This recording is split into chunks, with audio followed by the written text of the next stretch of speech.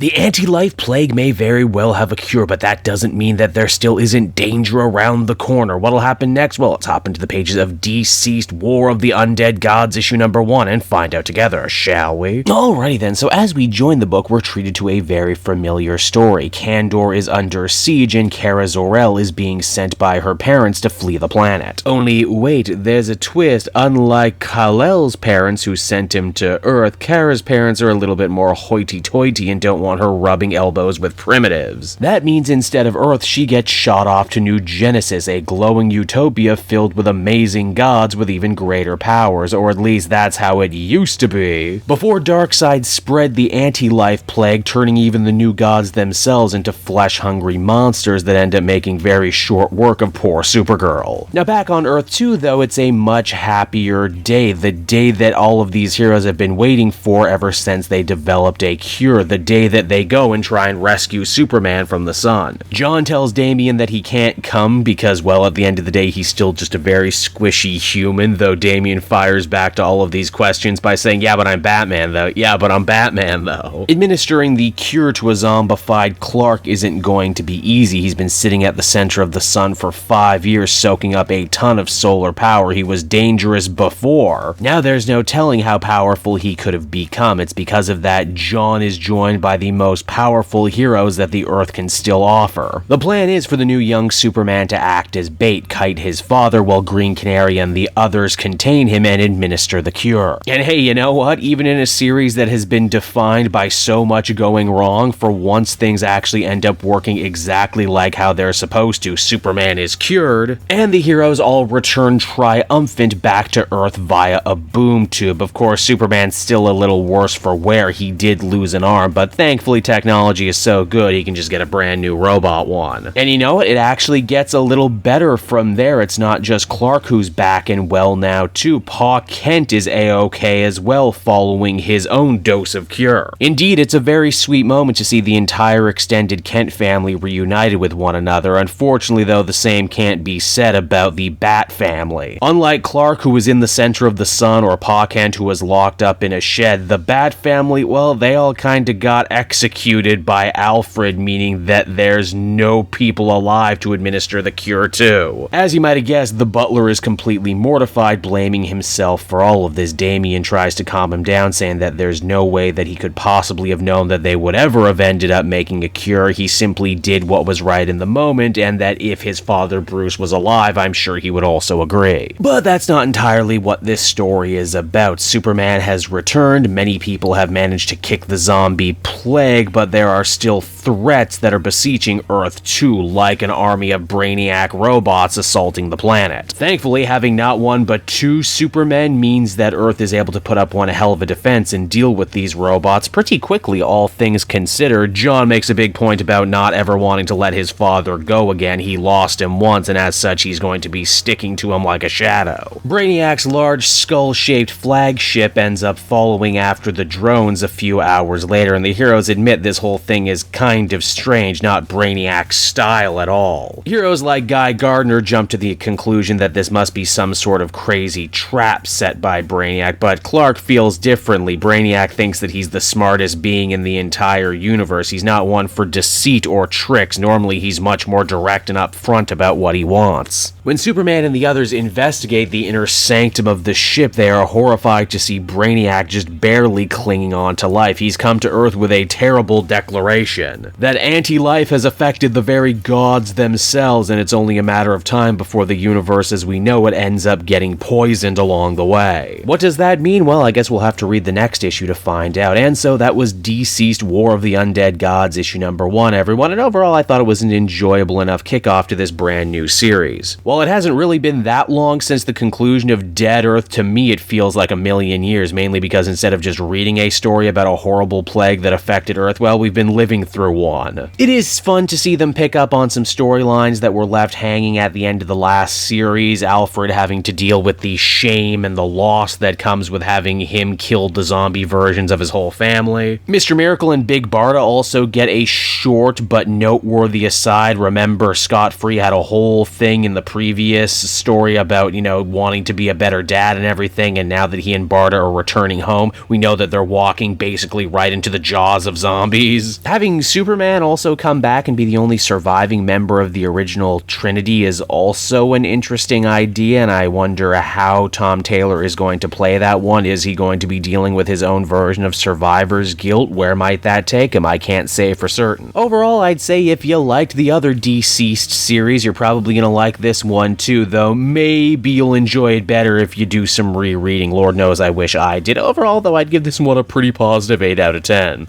Hey there everyone, Cape Joel again, and I want to thank you so much for watching to the end of the video. As always, if you liked what you see, be sure to like, subscribe, comment. It really helps drive engagement and helps me out too. Also, if you are a patron, which you can become for as little as $1 a month, you will get exclusive content that no one else can ever see, and you'll get to see the Comic Multiverse podcast before anyone else too. You can check out all this and more down in the description. And until next time everyone, this has been Cape Joel, and I'll see you all next time. Cheers.